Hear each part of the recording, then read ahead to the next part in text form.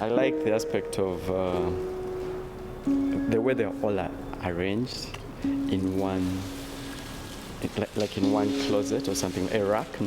And it was surprising. I felt like all tribes were just racked up, not given that space, not given that history, not explained very well. Like they're stored, they wanted to breathe. But more so what attracted me was the shapes, the spearheads, still following the triangle line of thinking and process. I started thinking like, this is a good historical geometry to follow up. So the story stayed in my head, but I kept thinking, how do I express this history based on probably shapes, following the shape that I like, but at the same time, the aesthetic value there, the purpose, the functionality of all these spears. And going through them, you realize the time they were using them, there were no borders.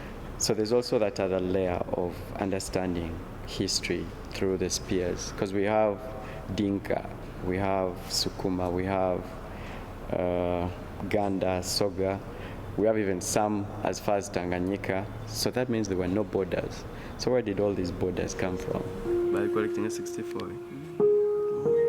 And bordering, I don't know if that's a word, like breaking barriers, breaking borders, so that it's inclusive of so many cultures. I was surprised actually to find Dinka here. I thought they had just started coming in, like the times South Sudan started having wars and the like, but their heritage is already here. They're already part of us, and I don't think, so I'm trying to think how I would reach to them and be like, dude, come and see a bit of yourself in our museum.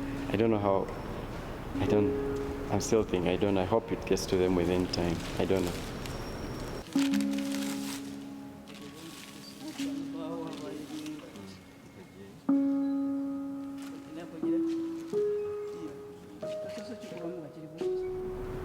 How do we go back to borderless, if possible? Borderless thinking, beyond borders or something like that. I know it may not be possible, but probably we could go back to it sometime. But it's good that you can tell a lot of history just by observing these spears and knowing where they're coming from, and also appreciating the artists who really took time to create these, that they have lived on for long, for all this time. Yeah.